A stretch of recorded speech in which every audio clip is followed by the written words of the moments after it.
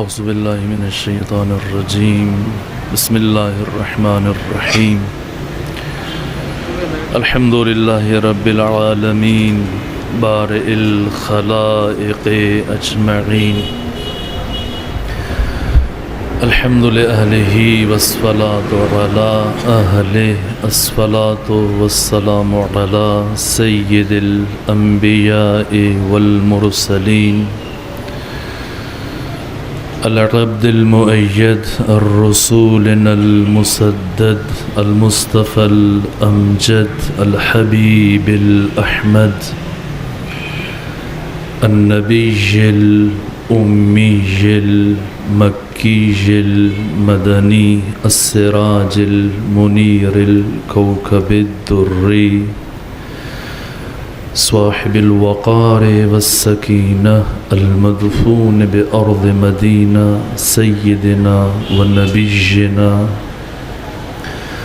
وشفیع ذنوبنا وطبیب قلوبنا وحبیب نفوسنا ومولانا ابی القاسم محمد المصطفى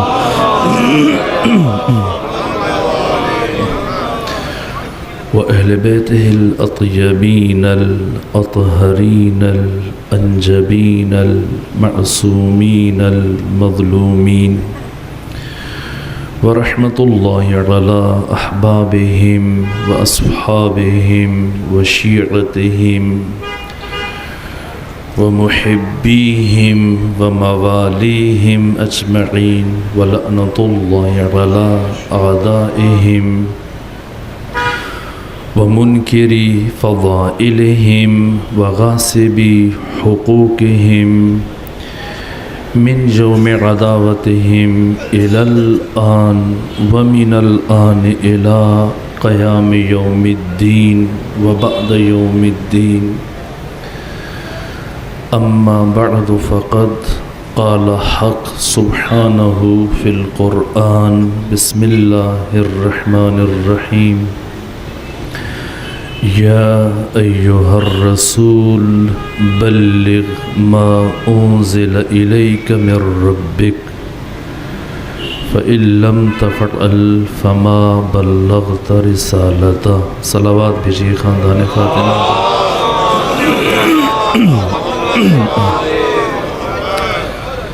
اس سے پہلے کہ اپنی ٹوٹی پھوٹی گزارشات کا آغاز کیا جائے، التماس ہے کہ بیگم و سید شمس الحسنین سیدہ فوزیہ حیدر، سید ندیم صدر و سید نعیم حیدر، مولانا عبدالحکیم بوترابی اور اس کے علاوہ جس قدر علماء، ذاکرین، شہداء اسلام، اپنے تمام مؤمنین مؤمنات جو اس دنیا سے چلے گئے، سب کی ارواح طیبہ کے لیے سورہ فاتحہ پڑھ لیجیے۔ بسم اللہ الحمد للہ رب العالمین الرحمن الرحیم مالک یوم الدین ایاک نعبد و ایاک نستعین اهدنا الصراط المستقیم صراط غیر المغضوب علیہم ولا الضالین بسم اللہ الرحمن الرحیم قل هو اللہ احد اللہ الصمد لم یلد ولم یولد ولم یکن له کفوا احد بسم اللہ الرحمن الرحیم قل هو اللہ احد اللہ الصمد لم یلد ولم یولد بسم اللہ مجرتی قبولیت واسطے سے تو یابی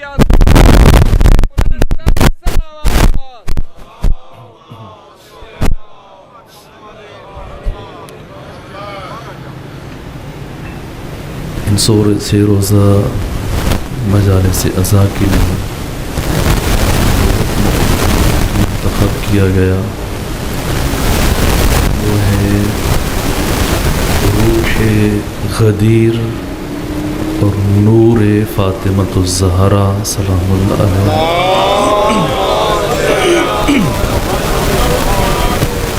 جناب سیدہ کی ذات پہ آواز بلند تر صلوات اللہ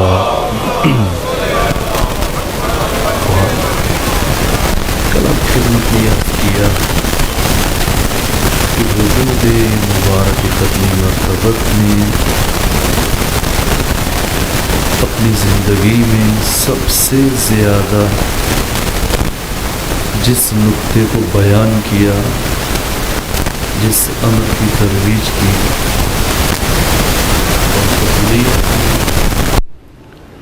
وہ ولایت علی ابن ابی طالب علیہ آلاف و تحیت و ثنا۔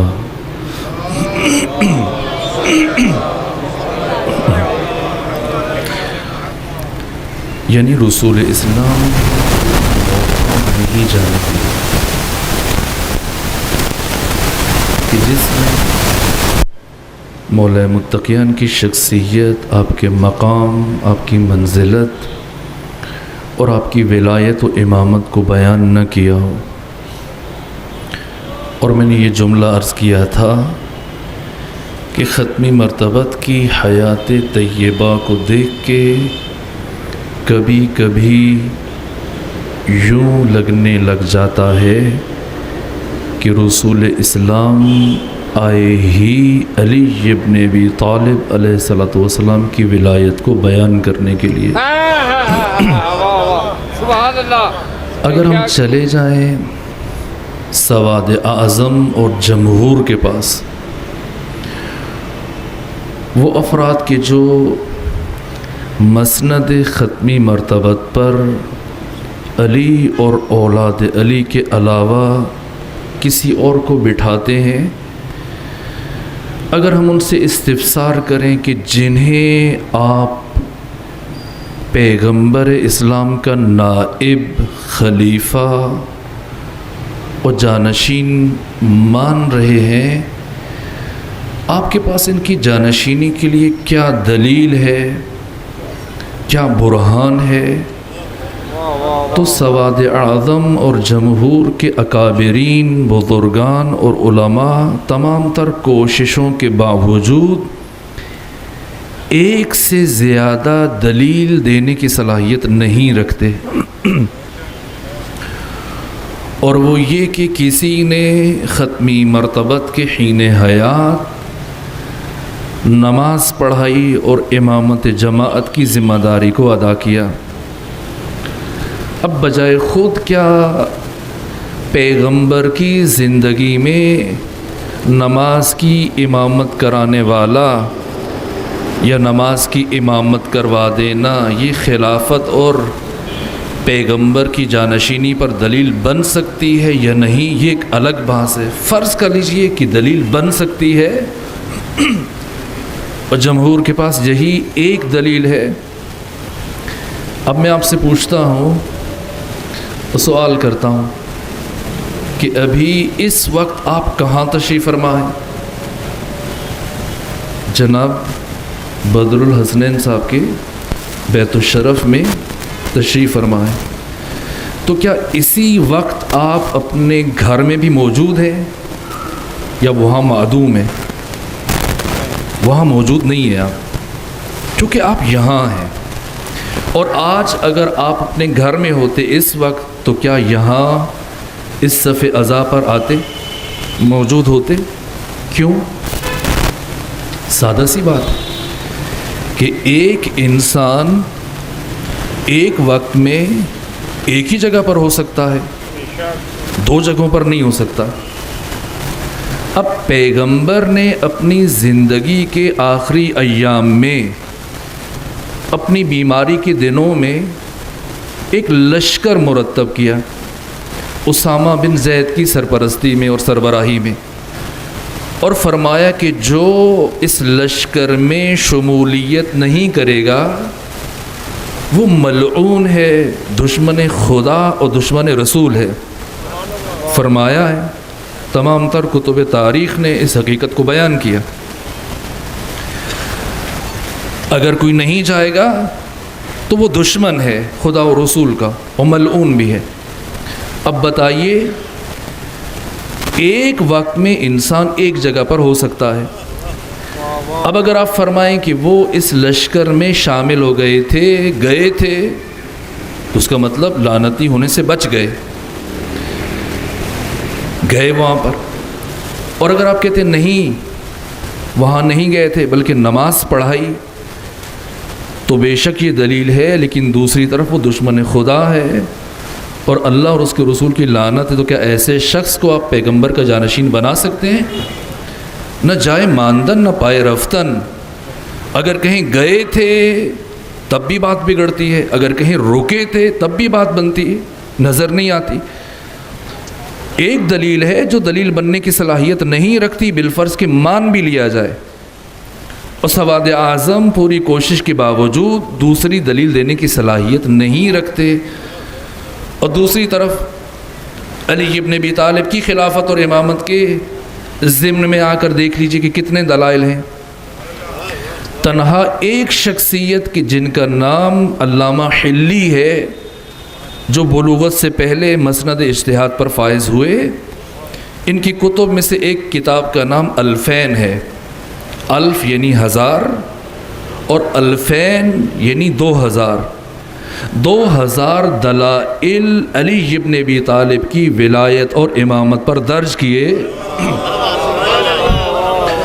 اور کتاب مکمل کرنے کے بعد آخر میں یہ لکھتے ہیں کہ ولایت امیر المومنین کے دلائل ان 2000 میں منحصر نہیں ہیں، میں نے زاد آخرت کے طور پر، توشہ آخرت کے طور پر، ذخیرہ آخرت کے طور پر تبرکن و تیمنن ان 2000 دلائل کا ذکر کر دیا، ورنہ علی ابن ابی طالب کی ولایت کی دلائل الا ماشاء اللہ ہیں۔ ایک صلوات پڑھیے خاندان فاطمہ کو۔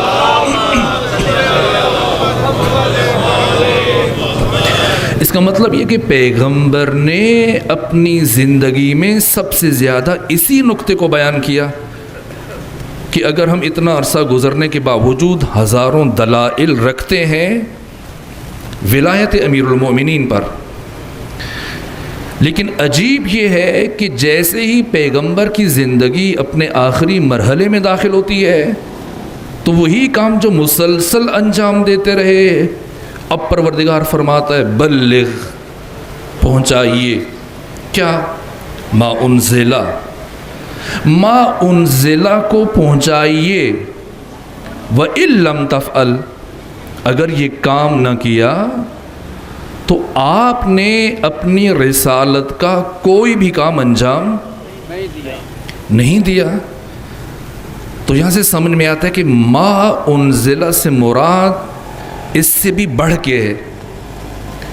ما انزلہ سے مراد صرف ولایت علی ابن ابی طالب نہیں ہے۔ اگر ما انزلہ سے مراد ولایت علی ابن ابی طالب ہوتی تو وہ تو پیغمبر ساری زندگی بیان کرتے رہے، پھر پروردگار کبھی نہ کہتا۔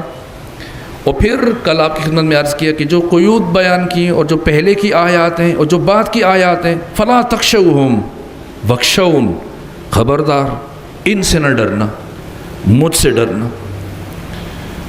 واللہ یعصمک من الناس، اللہ آپ کو لوگوں کے شر سے بچائے گا۔ اس کا مطلب یہ کہ ولایت علی ابن ابی طالب کے اوپر شر کا اندیشہ نہیں ہے، ورنہ اگر ولایت علی ابن ابی طالب پر شر کا اندیشہ ہوتا تو وہ دعوت ذو العشیرہ سے ہی شروع ہو گیا ہوتا۔ اور پھر پیغمبر نے تو ہر روز علی ابن ابی طالب کی ولایت بیان کی، ہر روز یہ شر اٹھتا، لیکن نہیں۔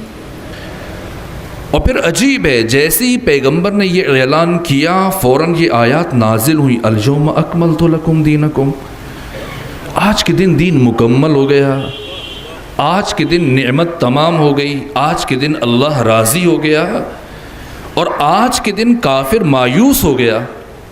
اليوم یئس الذین کفروا، اس کا مطلب کہ ولایت علی ابن ابی طالب پر دین مکمل نہیں ہوا، نہ نعمت تمام ہوئی، نہ اللہ راضی ہوا، اور نہ ہی کافر مایوس ہوا۔ اگر ولایت علی ابن ابی طالب پر دین مکمل ہوتا تو دعوت ذو العشیرہ میں ہی دین مکمل ہو چکا ہوتا، چونکہ ولایت کا اعلان تو ہو گیا ہے۔ اس کا مطلب یہ ہے کہ میدان خم غدیر میں تنہا علی ابن ابی طالب علیہ السلام کی ولایت کا اعلان نہیں کیا گیا، اور نہ اس سے کافر پریشان ہوئے، نہ اس سے دشمن پریشان ہوئے۔ کیوں پریشانی ہوئی؟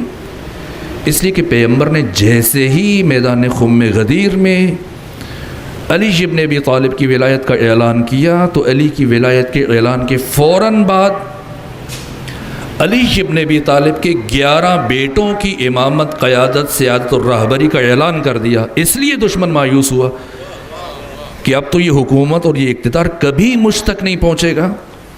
آج تو پیغمبر نے سارے دروازے ہمارے لیے بند کر دیے. سوال ہے، اب یہاں سے اپنی گفتگو کو متصل کرتے ہیں کہ ختمی مرتبت نے میدان خم غدیر میں علی ابن ابی طالب اور آپ کی اولاد کی ولایت کا اعلان ہی کیوں کیا؟ کسی اور صحابی کی ولایت کا اعلان کیوں نہیں کیا؟ ابو ذر کو مانتے ہیں یا نہیں مانتے؟ معاذ کو، حذیفہ کو، سلمان کو مانتے ہیں آپ؟ اگر مانتے ہیں تو صلوات پڑھیے خاندان فاطمہ پر.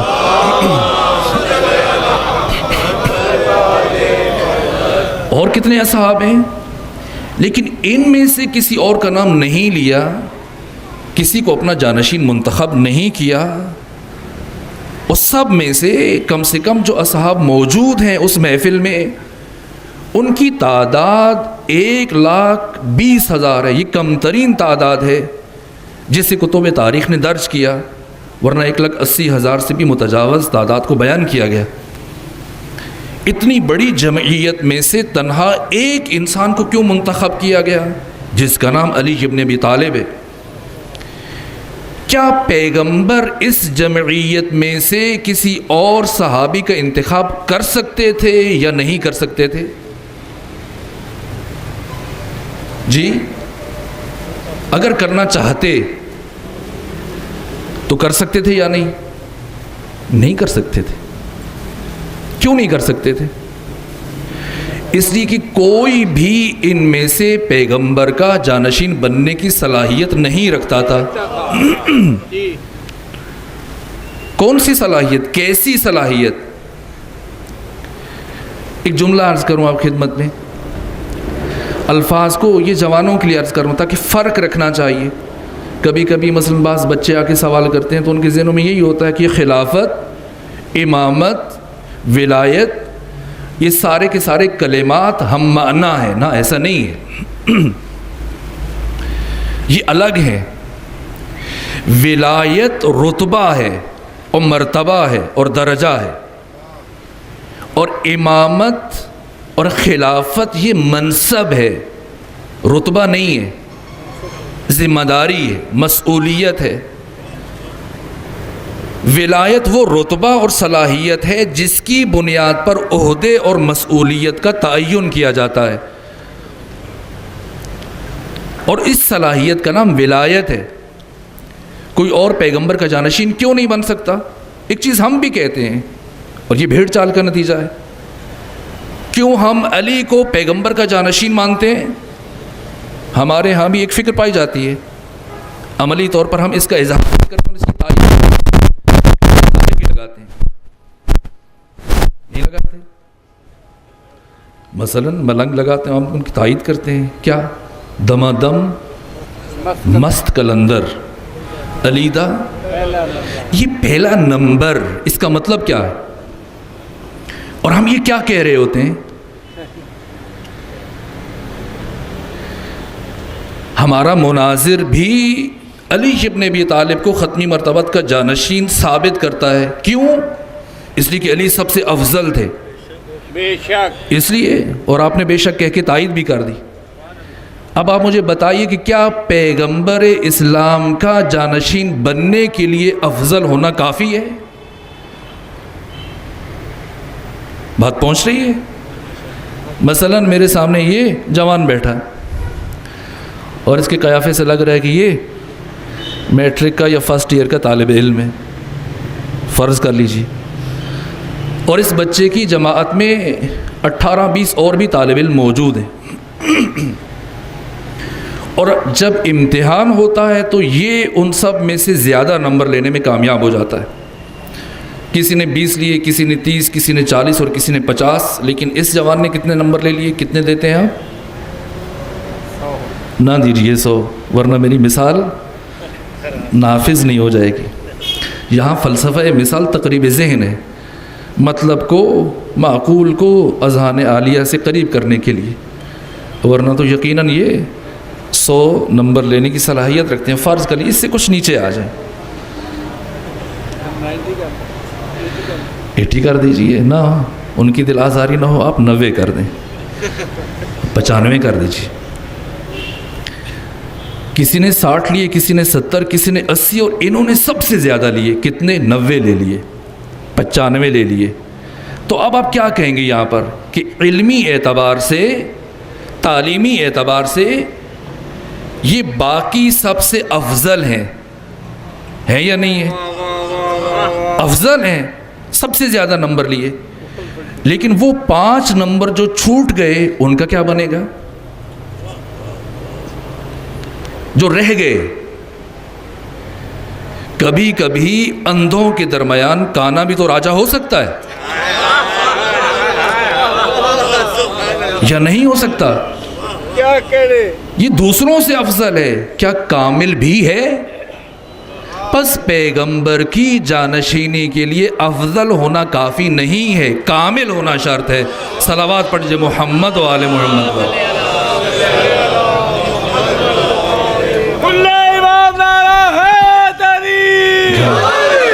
یہ بہت ساروں کو غلط فہمی رہی تاریخ میں، ہمیں بھی اور دیگر شخصیتوں کو، حتی خواص کو۔ اس وقت ہمارے پاس نہج البلاغہ کی 56 شروحات موجود ہیں، جن میں سے علماء اہل تشیع نے بھی تحریر کی ہیں، علماء اہل تسنن نے بھی۔ ڈاکٹر محمد عبدو اہل سنت عالم ہیں، انہوں نے نہج البلاغہ کی شرح لکھی ہے۔ اسی طرح سے ایک اور شارح ہیں نہج البلاغہ کے، جن کا نام ہے ابن ابی الحدید معتزلی، اہل سنت ہیں، لیکن انہوں نے بھی نہج البلاغہ کی ایک بہترین شرح لکھی ہے۔ انہیں بھی یہی غلط فہمی لاحق ہوئی، شرح لکھی نہج البلاغہ کی، لیکن جب اسی نہج البلاغہ کے اوپر مقدمہ لکھا تو کیا لکھا؟ یہاں سے شروع کیا، الحمد للہ الذی قدم المفضول علی الفاضل۔ حمد ہے اس اللہ کی جس نے مفضول کو یعنی عثمان بن عامر کو فاضل پر یعنی علی ابن ابی طالب پر مقدم کیا، پہلے لے آیا۔ وہی جو کام ہم کہتے ہیں کہ علی دا پہلا نمبر، وہ کہتے ہیں کہ نہیں، کوئی اور پہلے آ گیا۔ نیچے لکھا کہ بہتر یہ تھا کہ علی پہلے آتے، لیکن حمد ہے اس اللہ کی جو کسی اور کو پہلے لے کے آ گیا۔ وہاں انہوں نے ایک اور مثال دی، نماز کی مثال دی۔ مثلا ابھی آپ نے نماز مغرب و عشاء ادا کی، اور آپ کے درمیان مثلا 3 طرح کے عالم موجود ہیں، ایک فقیہ ہے، مجتہد ہے، آیت اللہ العظمیٰ، اور ایک درمیانی سطح کا عالم ہے، جیسے آپ کہتے ہیں حجت الاسلام مثلا، اور ایک میری طرح کا معمولی طالب علم ہے۔ اب 3 افراد موجود ہیں، نماز کا وقت ہے، اور آپ چاہتے ہیں کہ جماعت کے ساتھ پڑھیں، کس کے پیچھے پڑھیں گے؟ جی، مجتہد کے پیچھے۔ لیکن اگر وہی فقیہ یا مجتہد جب باقی افراد اس طالب علم کو آگے کر دیں اور وہ نماز پڑھا دے، تو کیا نماز ہو جائے گی یا نہیں ہوگی؟ نماز ہو جائے گی، اس میں حرج نہیں ہے۔ ہاں، لیکن ایک اخلاقی قباحت لازم آتی ہے۔ کیا؟ یہ ابن ابی الحدید معتزلی کہہ رہے ہیں، یہ مثال دے رہے ہیں اپنی شرح میں، نہج البلاغہ کی جو شرح لکھی اس کے مقدمے میں۔ بہتر یہ تھا کہ جو زیادہ بڑا عالم ہے اسے نماز پڑھانا چاہیے تھی، لیکن اگر ایک طالب علم یا ایک ادنا سطح کا عالم، ابتدائی سطح کا، وہ نماز پڑھا دے تو بھی نماز ہو جائے گی۔ البتہ ایک اخلاقی قباحت لازم آتی ہے کہ اسی طرح سے ختمی مرتبت کے بعد بہتر یہ تھا کہ علی آتے، لیکن اگر علی نہیں آئے، کوئی اور آیا تو بھی کام چل گیا۔ اس لیے حمد ہے اس اللہ کے لیے جس نے مفضول کو فاضل پر مقدم کیا۔ اب میں دست ادب جوڑ کر ابن ابی الحدید معتزلی کی خدمت میں یہ جملہ عرض کرنا چاہتا ہوں کہ آپ نے نہج البلاغہ کی شرح لکھی ہے، لیکن شاید یہ شرح لکھتے ہوئے اور اس مقدمے میں یہ جملہ لکھتے ہوئے آپ کی نظر نہج البلاغہ کے 3 خطبے پر نہیں پڑی۔ اگر پڑھ جاتی تو پھر کبھی اپنی شرح کے مقدمے میں اس جملے کو نہ لکھتے، اس لیے علی نے کسی پر نہیں چھوڑا کہ بعد میں کوئی آ کے مجھے افضل ثابت کرے، نہ، علی نے خود بیان کیا وہ فرق جو دیگر ائمہ حتیٰ پیغمبر اسلام اور علی ابن ابی طالب کے کلام میں آپ کو واضح طور پہ دکھائی دے گا۔ نہج البلاغہ میں جا بجا یہ فرق آپ کو نظر آئے گا۔ مسلسل حضرت اپنی توصیف بیان کر رہے ہیں، تعریف بیان کر رہے ہیں، تو یہ خود ثنائی تعریف بیان کرنا مذموم ہے اخلاقی اعتبار سے۔ آپ اپنی زبان میں کیا کہتے ہیں؟ اپنے منہ، کیا یہ اچھی بات ہے؟ اچھی بات نہیں ہے۔ کسی امام نے یہ کام نہیں کیا، حتیٰ پیغمبر نے بھی یہ کام نہیں کیا، لیکن نہج البلاغہ میں ہر دوسرے تیسرے خطبے کے بعد آپ کو یہ کام نظر آئے گا۔ یہ خود ثنائی مذموم ہے، تو کیوں حضرت نے اپنی تعریف کی؟ نہ، یہ دو الگ چیزیں ہیں۔ ایک ہے خود ثنائی، ایک ہے خود شناسائی۔ ایک ہے اپنی تعریف کرنا، ایک ہے اپنے آپ کو پہچانوانا۔ اور علی نے خود کو پہچانوایا کہ خبردار افضل و مفضول کے چکر میں نہ پڑ جانا، پہچان لو کہ میں کون ہوں۔ اما واللہ لقد تقمصھا ابن ابی قحافہ، اللہ کی قسم ابو قحافہ کے بیٹے نے خلافت کی قمیص کو زبردستی زیب تن کر لیا ہے۔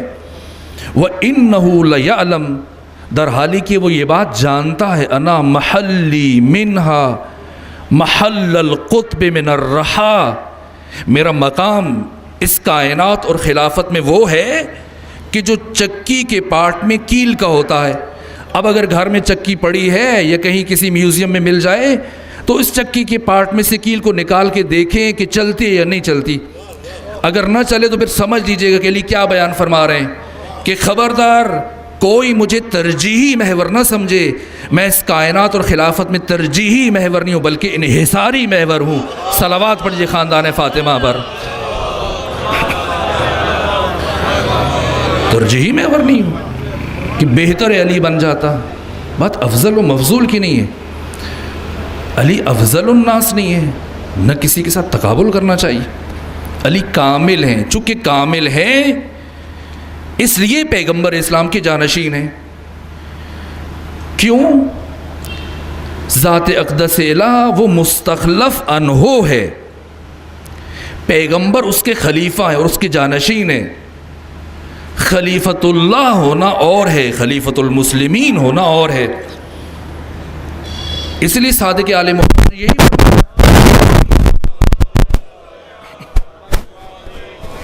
جب ابو بصیر نے پوچھا کہ بتائیے عصر غیبت میں ایک مومن کی ذمہ داری کیا ہے، کیا جواب دیا؟ فرمایا ہر نماز میں یہ دعا پڑھا کرے، اللہم عرفنی نفسک فإنک ان لم تعرفنی نفسک لم اعرف نبیک۔ یہ دعا ایک ہم بھی پڑھتے ہیں، اللہم کل ولیک الحجۃ ابن الحسن۔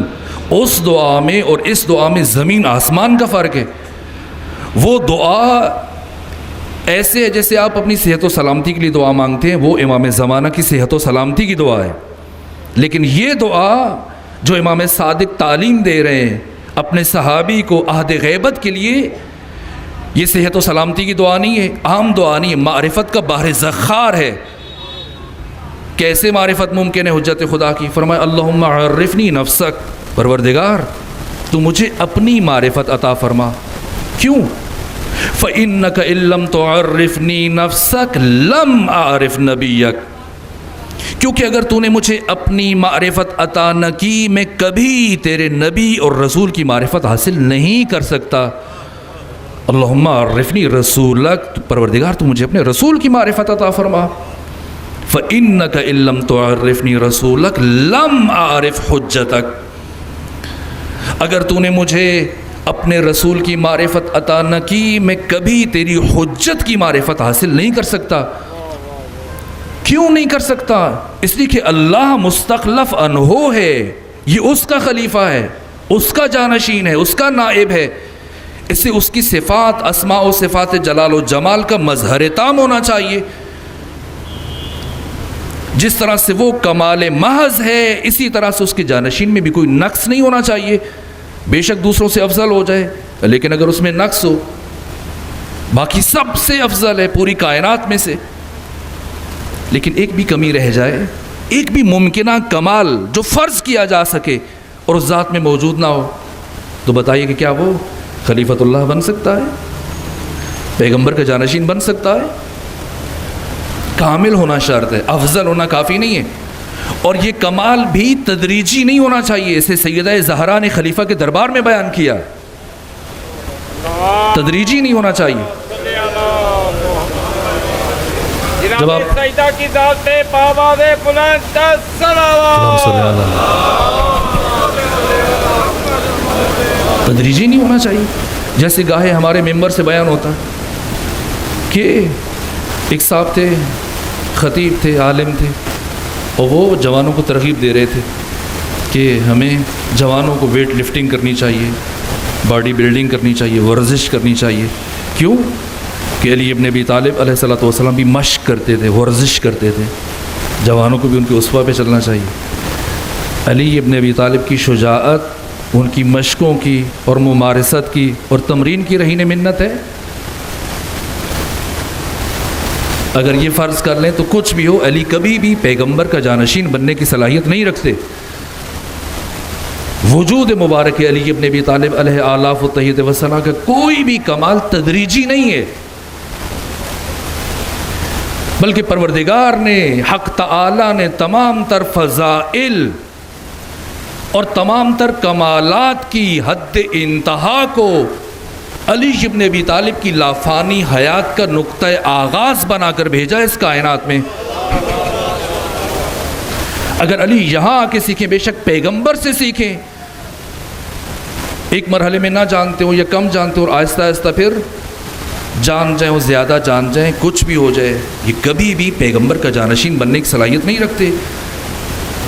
علی کا کوئی بھی کمال تدریجی نہیں ہے، علی کا علم تدریجی نہیں ہے. ہمارے ہاں فقہاء اور مجتہدین جب فتویٰ دینے کی صلاحیت ہوتی ہے تو تقریباً کیا عمر ہوتی ہے ان کی؟ جی کم سے کم 50 سال مسلسل محنت کرتے کرتے کرتے آخری مرحلے میں پھر فتویٰ دینے کی صلاحیت آ جاتی ہے، مرجع بن جاتے ہیں اور آپ ان کی تقلید کرتے ہیں. تو کیا علی ابن ابی طالب پڑھتے پڑھتے پڑھتے آخر عمر میں اس درجے پہ پہنچے کہ فرمایا سلونی سلونی قبل ان تفقدونی؟ نہ. 36 ہجری سے لے کے 40 ہجری تک مسلسل علی ابن ابی طالب نے یہ دعویٰ کیا. تو کیا یہ دعویٰ بڑھاپے میں ہے؟ نہ، جوانی میں 33 برس کی عمر میں یہی دعویٰ کیا. کیا فرمایا؟ بل اندمجت علی مکنون علم لو بہت لضطربتم اضطراب العرشیۃ فی طویل بعیدہ. فلسفہ سکوت علوی بیان کیا 5ویں خطبے میں. فرمایا وہ علم کا ٹھانٹھے مارتا ہوا بے کنار سمندر کہ علی جس کی ایک جھلک اگر بشریت کے اوپر ظاہر کر دے تو اس کائنات کے تمام انسان اس طرح سے کپ کپانے لگ جائیں اور تھر تھرانے لگ جائیں جیسے انتہائی گہرے کنویں میں ڈول کی رسی کپ کپاتی اور تھر تھراتی ہے. یہ جوانی میں دعویٰ کیا کہ پوری بشریت مل کر بھی علی ابن ابی طالب کے علم کی ایک جھلک برداشت نہیں کر سکتی. تو کیا وہ بڑھاپے میں علم تھا اور یہ جوانی میں؟ تو بچپنے میں وہ علم نہیں تھا نہ. اگر بچپنے میں وہ علم نہ ہوتا تو کبھی بھی پیغمبر کے ہاتھوں پہ آ کے یہ نہ فرماتے کہ یا رسول اللہ بتائیے قرآن سننا چاہتے ہیں، تورات سننا چاہتے ہیں، زبور سننا چاہتے ہیں. علی کا علم تدریجی نہیں ہے.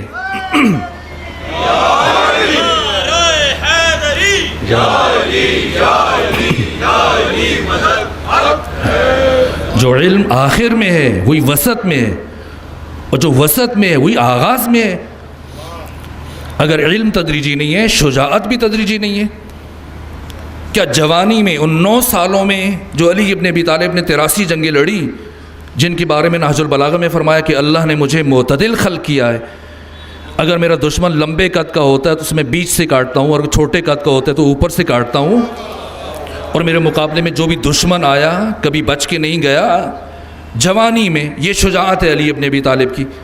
تو کیا بڑھاپے میں وہ شجاعت نہیں تھی؟ اگر نہ ہوتی تو کبھی بھی 61 برس کی عمر میں یہ نہ فرماتے کہ امیر شام کو مخاطب کیا اور اس کے خیمے کی رسی کاٹتے ہوئے جب آگے بڑھ رہے تھے فرمایا کیوں لوگوں کو مروا رہے ہو؟ یہ بازو بھی وہی ہیں اور تلوار بھی وہی ہے جس نے بدر و احد میں تیرے ماموں کو بھی مارا تھا اور تیرے نانا کو بھی مارا تھا. ہٹا دو لوگوں کو بیچ میں سے، خود آ کے مقابلہ کر لو، دیکھتے ہیں کہ کس میں صلاحیت پائی جاتی ہے. وہ بڑھاپے میں، وہ شجاعت جوانی کی ہے. اور یہ جملہ بڑھاپے میں فرمایا، تو کیا بچپنے میں یہ شجاعت نہیں تھی؟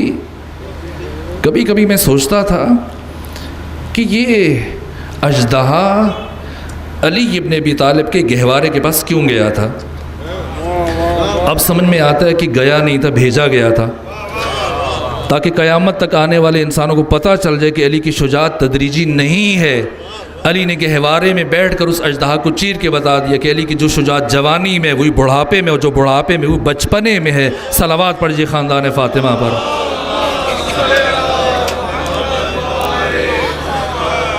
علی ابن ابی طالب کا کوئی بھی کمال تدریجی نہیں ہے۔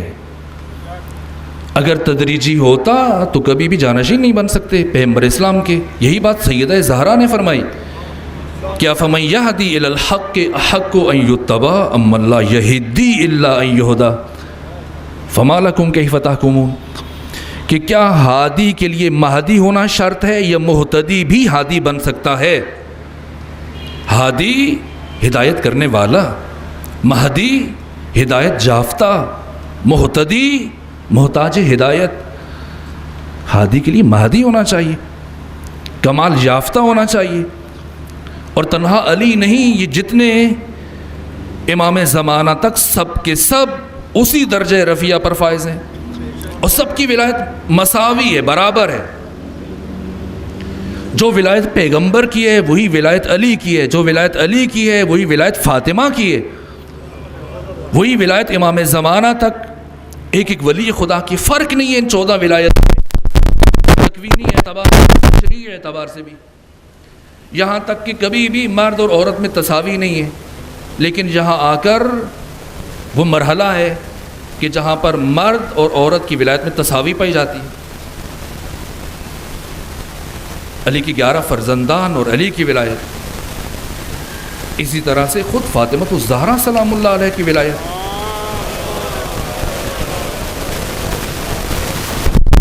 بھی برابر ہے۔ علی ابن ابی طالب یہ سارے کمالات لے کر فاطمہ الزہرا سے افضل نہیں ہے۔ امام صادق نے فرمایا ہے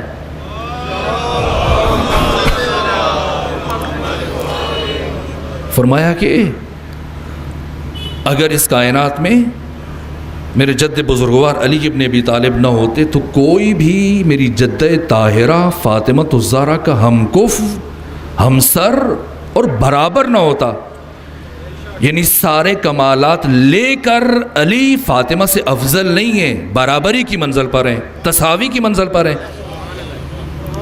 علم علی اور علم فاطمہ برابر ہے، طہارت علی اور طہارت فاطمہ برابر ہے، عصمت علی اور عصمت فاطمہ برابر ہے، عبادت علی اور عبادت فاطمہ برابر ہے، شجاعت علی اور شجاعت فاطمہ برابر ہے، فرق نہیں ہے کسی بھی مرحلے میں۔ علم علی خود علی کی زبان سے آپ نے ایک جھلک سنی ہے، اور علم فاطمہ یہی علی ابن ابی طالب ایک دن اپنے گھر میں داخل ہوتے ہیں، سلام کرتے ہیں زوجہ کو، سیدہ سلام کا جواب دیتی ہیں، اور علی فرماتے ہیں فاطمہ آئیے میرے پاس آ کر بیٹھ جائیے، آج میرا جی چاہ رہا ہے کہ آپ کو اس کائنات کے اسرار اور رموز اور معارف تعلیم دوں۔ سیدہ اٹھی، آگے بڑھی، کہا کہ آپ امام ہیں، میرے شوہر ہیں، مفترض الطاعہ ہیں، آپ کی اطاعت کو حق تعالیٰ نے مجھ پر واجب قرار دیا ہے، اگر آپ سنانا چاہتے ہیں تو میں سننے کے لیے آمادہ ہوں، لیکن اگر مجھے اجازت دیتے ہیں تو جو آپ فرمانا چاہتے ہیں میں سنا دیتی ہوں آپ کو۔ علم میں برابر ہیں، عبادت میں برابر ہیں۔ کیسے خاتون مرد کے ساتھ عبادت میں برابری کر سکتی ہے؟ چونکہ مہینے کے بہت سارے ایام میں خاتون نماز اور روزے سے محروم رہ جاتی ہے، اس لیے اللہ نے اس بیوی کو بطول بنا کے بھیجا تاکہ عبادت میں بھی تساوی ہو جائے، شجاعت میں بھی برابر ہیں۔ کل شجاعت فاطمی عرض کروں گا۔ علی ابن ابی طالب کی 86 جنگیں، 83 جو عصر ختمی مرتبت میں لڑی اور 3 اپنے عہد خلافت میں، وہ ایک طرف ہیں، اور جو جنگ فاطمہ الزہرا نے لڑی ہے اسے میں کل بیان کروں گا، وہ ایک طرف ہے، برابر ہے شجاعت میں۔ یہ 14 کے 14 تساوی کی منزل پر ہیں، کوئی بھی ان کے برابر نہیں ہو سکتا۔ میدان خم غدیر میں جو ان کی ولایت کا اعلان کیا، کس لیے کیا؟ اس سے پہلے اللہ نے ان ذوات کو اور ان ہستیوں کو اس کائنات میں بھیجا کیوں؟ کس لیے بھیجا ہے اللہ نے؟ یہ ہستیاں کہ جو اپنے درجے کمال پر ہیں، حق تعالی نے تمام تر ممکنہ کمالات کو بالفعل ان انوار مقدسہ میں ودیعت فرما دیا، کسی ایک کمال کو نہیں چھوڑا، ان کامل ترین نمونوں کو ہمارے درمیان بھیجا، کس لیے؟ ہدایت کے لیے۔ بعض افراد ایسی خیرت سوز باتیں کرتے ہیں اور بہت عجیب ہے کہ اللہ نے جو کام ائمہ سے لیا، اگر چاہتا تو ایک مچھر سے یا مکھی سے بھی لے سکتا تھا۔ کیوں؟ اس لیے کہ وہ علی کل شیء قدیر ہے، چونکہ ہر شے پر قادر ہے، اس لیے وہ اگر چاہتا تو جو کام ان سے لیا ہے وہ ایک مچھر یا مکھی سے بھی لے سکتا۔ تو پھر اللہ نے ان کو کیوں ہادی بنا کے بھیجا؟ یہ ممبر ہے آپ کے سامنے، مثلا آپ میں سے کسی کو یا مجھے یہی ممبر پسند آ جاتا ہے، اور ہم برادر سے معید بھائی سے کہتے ہیں کہ ہمیں بھی یہ ممبر درکار ہے، ہمیں بھی یہ ممبر چاہیے، تو ہم نے یہ خیال کیا چونکہ ان کے گھر پڑا ہے تو شاید انہوں نے خود بنایا، تو ہم بھی لکڑی لے کے آ جاؤ، کہیں کہ ہمارے لیے بھی ایک ایسا ممبر بنا دیجیے۔ اب بتائیے کہ کیا یہ بنا پائیں گے؟ جہاں تک میری معلومات میں ہے یہ لکڑی کا کام نہیں جانتے، لیکن مروت میں آ کر ہمارے کہنے پہ انکار نہ کریں، کوشش شروع کر دیں تو آخر میں ایندھن اکٹھا ہو جائے گا جو تندور میں جلانے کے کام آئے گا۔ تو ممبر نہیں بن سکا۔ کیوں نہیں بن سکا؟ اس لیے کہ لکڑی تو آ گئی لیکن بنانے والے میں صلاحیت نہیں ہے، معذرت کے ساتھ۔ اس لیے اب آپ نے سوچا کہ نہیں، اب کبھی ان کے پاس نہیں لے کے جائیں گے، اب کسی ماہر کاریگر، بلکہ لاہور کے بجائے ہم چنیوٹ لے کے جائیں گے۔ تو اب آپ نے تلاش کی کہ کوئی بہترین لکڑی مل جائے تاکہ لے کے جائیں ممبر بنوانے کے لیے، اور وہ آپ نے آس پاس نگاہ دوڑائی تو اب لکڑیاں ختم ہو چکی تھیں، صرف گھر میں ایک کیلے کا درخت تھا، آپ نے اسی کو کاٹا اور لے کے چلے گئے چنیوٹ سب سے ماہر ترین کاریگر کے پاس کہ ایک ممبر بنا دیجئے۔ کیا تیار کر سکے گے؟ کیوں نہیں تیار کر سکتا؟ اتنا ماہر کاریگر ہے، اس لیے کہ اس کی مہارت میں شک نہیں ہے، لیکن لکڑی کے اندر صلاحیت موجود نہیں ہے۔ پہلے ممبر کیوں نہیں بنا؟ کہ بنانے والے میں صلاحیت نہیں تھی، اور اب کیوں نہیں بن سکتا؟ بنانے والے میں صلاحیت ہے، بننے والے میں صلاحیت نہیں ہے۔ اس لیے فلسفے میں یہ بنیادی قاعدہ ہے کہ کمال کے حصول کے لیے معطی کی عطا تام ہونی چاہیے اور قابل کی قابلیت تام ہونی چاہیے، یعنی دینے والا دینے کی صلاحیت رکھتا ہو اور لینے والا لینے کی صلاحیت رکھتا ہو۔ خدا کی قدرت میں کوئی شک نہیں ہے، وہ علی کل شیء قدیر ہے، لیکن مکھی میں صلاحیت نہیں ہے کہ وہ ہدایت کر سکے، ورنہ اس کی قدرت میں شک نہیں ہے۔ اللہ کی قدرت کو کبھی بھی محالات پر نہیں آزمانا چاہیے، اس کی قدرت میں شک نہیں ہے، لیکن اس میں صلاحیت نہیں ہے، اس لیے کہ عقلی اعتبار سے کبھی بھی دانی عالی میں مؤثر نہیں ہو سکتا، اثر انداز نہیں ہو سکتا۔ ایک کم ترین وجود اعلیٰ ترین وجود میں اثر انداز نہیں ہو سکتا، اسی لیے اللہ نے بھیجا ان کو، ان 14 کو ہماری ہدایت کے لیے اور رہبری کے لیے ہمارے درمیان بھیجا۔ کس لیے بھیجا؟ اور ہدایت سے کیا مراد ہے؟ کیا اللہ نے محمد و آل محمد کو ہمارے درمیان اس لیے بھیجا تاکہ بشر یہ طے کرنے بیٹھ جائے اور یہ سوچنے بیٹھ جائے اور یہ کوشش کرنا شروع کر دے اور یہ چاہنا شروع کر دے کہ پروردگار تو مجھے محمد بنا دے یا علی بنا دے یا حسن و حسین بنا دے یا جعفر صادق بنا دے؟ کیا کوئی انسان علی بن سکتا یا نہیں بن سکتا؟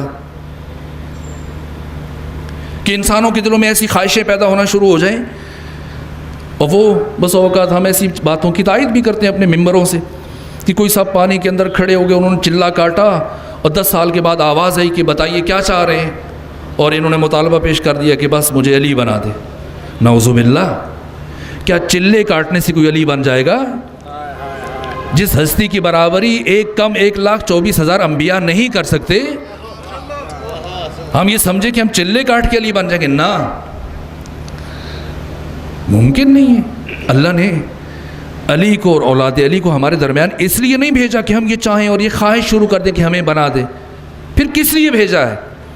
دیکھیے فلسفی اعتبار سے یہ بچہ میرے سامنے بیٹھا ہے اور میں اس بچے سے مطالبہ کروں کہ بیٹا ذرا سا اٹھیں اور یہاں ان تمام مومنین کو اڑ کے دکھائیں۔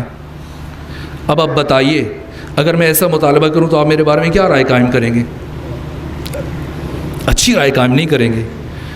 اسے ہم فلسفے میں کہتے ہیں تکلیف ما لا یطاق، ایسی چیز کا مطالبہ کہ جو اس کے لیے مقدور نہیں ہے، اس کی بس میں نہیں ہے۔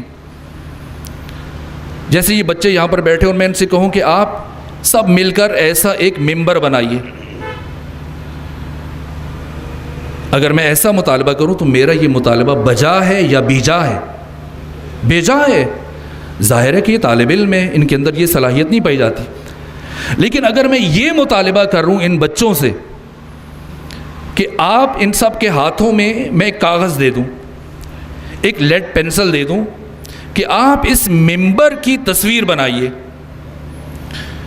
اور جو اچھی تصویر بنائے گا اسے انعام دیا جائے گا، اور چونکہ آپ کو ابھی وہ مہارت حاصل نہیں ہے، پہلی مرتبہ بنا رہے ہیں، تو سہولت کے طور پر ہم آپ کو ایک ربڑ دے دیتے ہیں، جہاں سے یہ لائن ترچھی ہو اس ربڑ سے وہ لائن صاف کیجئے اور پھر سیدھا کر لیجئے، اور پھر ٹیڑھی ہو پھر سیدھا کر دیجئے۔ آپ کے پاس وقت ہے، موقع ہے، اختیار ہے۔ جتنی دفعہ آپ سے یہ تصویر خراب ہوتی ہے ممبر کی، 1000 مرتبہ خراب ہو، 1000 مرتبہ یہ ربڑ اٹھائیں، اسے پاک کریں، صاف کریں، پھر سے سیدھا کر دیں، اور آخر میں معید بھائی ان جوانوں کی یہ تصاویر چیک کریں گے، جس کی تصویر اچھی ہوگی، حقیقت سے قریب ہوگی، اسے انعام دیا جائے گا، اور جو تصویر خراب کر کے لائے گا اسے سزا ملے گی۔ اگر یہ مثال میں پہنچانے میں کامیاب ہوا تو پھر فلسفہ رسالت بھی سمجھ میں آ جائے گا، انزال رسل اور انزال کتب کا فلسفہ بھی واضح ہو جائے گا، فلسفہ معاد بھی واضح ہو جائے گا، فلسفہ امامت بھی واضح ہو جائے گا، اور فلسفہ عدالت بھی واضح ہو جائے گا۔ کیوں بھیجا اللہ نے ان 14 کو ہمارے درمیان؟ اس لیے کہ ہم علی بنیں؟ نہ، یہ ہمارے لیے مقدور نہیں ہے، ممکن نہیں ہے۔ پھر کس لیے بھیجا؟ کہ ہم اپنے ہاتھوں میں کاغذ لے لیں اور ان 14 کا عکس بنائیں۔ اب ہاتھوں میں کاغذ نہیں لینا ہے، بلکہ جادہ بھی خود ہیں، راہی بھی خود ہیں، منزل بھی خود ہیں، سالک بھی خود ہیں، مسلک بھی خود ہیں، سلوک بھی خود ہیں، خود ہی معمار ہیں، خود ہی عمارت ہیں۔ ہم نے بنانا ہے، ہم ان جیسے نہیں بن سکتے۔ بس ہمارا وظیفہ یہ ہے کہ ہم نے ان کی ایک جھلک اپنی ذات کے اندر لے کے آنی ہے، وہ رنگ لے کے آنا ہے۔ تو چونکہ ابھی ہمیں اتنی مہارت نہیں ہے، کہیں ہم سے غلطی ہو سکتی ہے، اشتباہ ہو سکتا ہے، خطا ہو سکتی ہے، اور اگر کہیں سے یہ تصویر، یہ جھلک، یہ خاکہ خراب ہونے پہ آئے تو پھر چونکہ وہ خدائے رحمان ہے تو اس نے توبہ کی ایک ربڑ ہمارے ہاتھوں میں دے دی ہے کہ جہاں سے یہ تصویر خراب ہونے کے لیے آئے تو پھر توبہ کی ربڑ اٹھاؤ اور اسے سیدھا کر لو، پھر خراب ہو جائے پھر سیدھا کر لو، اور تمہارے پاس مہلت ہے جب تک زندہ ہو، لیکن جب مرو گے تو قیامت کے دن تمہاری ان تصویروں کو دیکھا جائے گا۔ جس کی تصویر ان کے قریب تر ہوگی اسے انہی کے ساتھ جنت میں بھیج دیا جائے گا، اور اگر کوئی اپنی اس تصویر کو مس کر کے لے آئے گا تو پھر اسے جہنم میں بھیج دیا جائے گا۔ چونکہ قرآن فرما رہا ہے کہ ہمیں انسان پیدا نہیں کیا گیا، انسان بننے کے لیے پیدا کیا گیا ہے۔ اور انسان کیسے بنا جا سکتا ہے؟ انسان کامل کی یہ 14 نسخے اللہ نے ہمارے درمیان رکھ دیے کہ بس انہیں دیکھتے جاؤ، وہ رنگ اپنے اندر لاتے جاؤ، یہی تمہارا وظیفہ ہے۔ اگر بات پہنچ گئی تو صلوات پڑھیے خاندان فاطمہ پر۔ ہماری عبادت وہاں نہیں پہنچ سکتی ہے، ہماری سخاوت وہاں نہیں پہنچ سکتی ہے، وہ علی کی عبادت ہے کہ اگر تیر کھینچ لیا جائے پاؤں سے اور علی نماز میں مصروف ہوں تو خبر بھی نہ ہو۔ اور یہ عجیب نہیں ہے، عجیب نہیں ہے، اس میں کوئی مبالغہ نہیں ہے کہ حالت نماز میں علی کے قدموں سے تیر کھینچ لیا جو پتہ نہ چلے، اور نہ ہی خلاف قرآن ہے۔ قرآن نے خود ایسے واقعات بیان کیے ہیں۔ یہ سورہ یوسف ہے، یہ کہانی دادی اماں سناتی ہیں۔ کہانی کس لیے؟ تاکہ آنکھ لگ جائے۔ بچپن میں سناتی تھی نا، اب تو نہیں رہا یہ رواج، اور قرآن بھی کہانیاں سناتا ہے۔ فرق یہ ہے کہ دادی اماں اور نانی اماں اس لیے کہانی سناتی ہے کہ آنکھ لگ جائے، اور قرآن اس لیے کہانی سناتے کہ آنکھ کھل جائے، یہ انسان جاگ جائے۔ اس سورہ واقعہ کو، اس سورہ یوسف کو کیوں بیان کیا قرآن نے، اور پھر اس واقعے کو کیوں ذکر کیا؟ یہی زلیخا ہیں جو یوسف کے عشق میں گرفتار ہو گئیں، اور اب تمام مصر کی خواتین نے، اکابرین کی بیویوں نے طعنہ زنی شروع کر دی کہ تمہیں کیا ہو گیا ہے؟ اتنی بڑی شخصیت کی زوجہ ہو، خاتون اول ہو، ایک غلام کے عشق میں گرفتار ہو گئی۔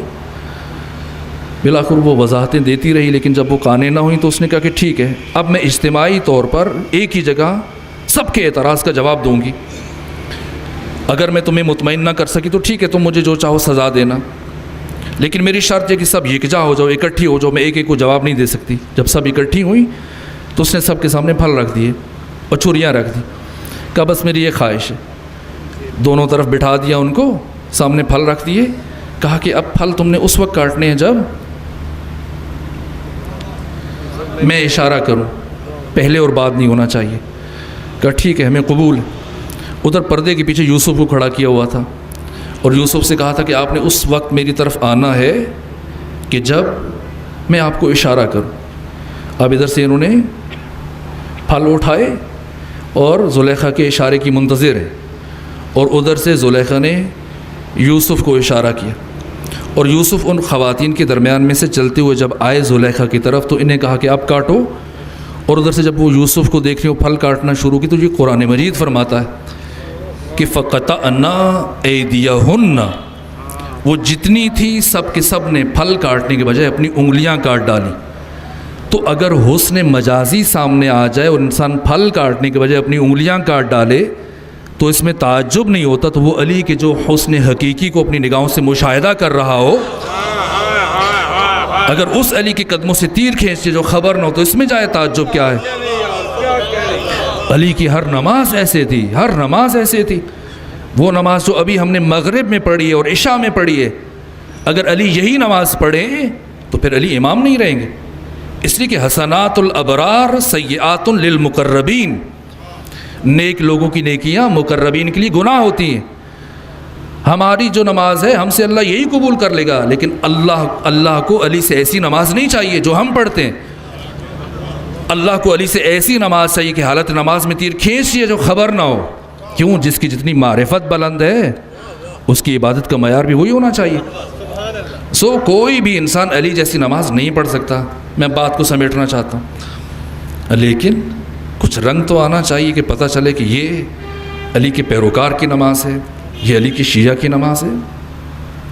ورنہ استاد آیت اللہ تقی مصباح یزدی فرماتے ہیں کہ کبھی کبھی جب انسان نماز پڑھنے کے لیے کھڑا ہوتا ہے تو وہ اپنے مالک کی توہین کر جاتا ہے۔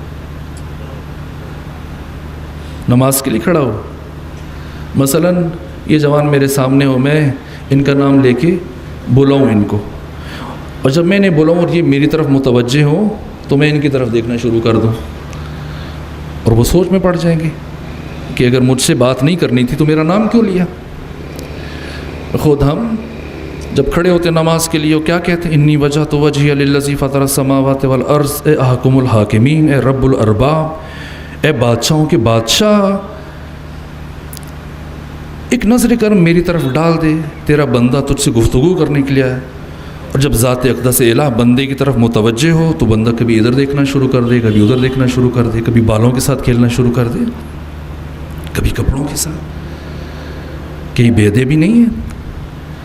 ٹھیک ہے ہماری نماز اس قدر اس درجے پہ نہیں جا سکتی جہاں تک امیر المومنین کی نماز ہے کہ تیر کھینچ لیا جائے، لیکن بالآخر پیغمبر اسلام نے فرماتے ہیں کہ الصلاۃ معراج المؤمن، مومن کی نماز کم سے کم معراج تو ہونی چاہیے۔ کیا مطلب ہے معراج؟ بس یہ نقطہ عرض کروں گا، اگر تھکے نہیں تو ایک صلوات پڑھ جی خاندان فاطمہ۔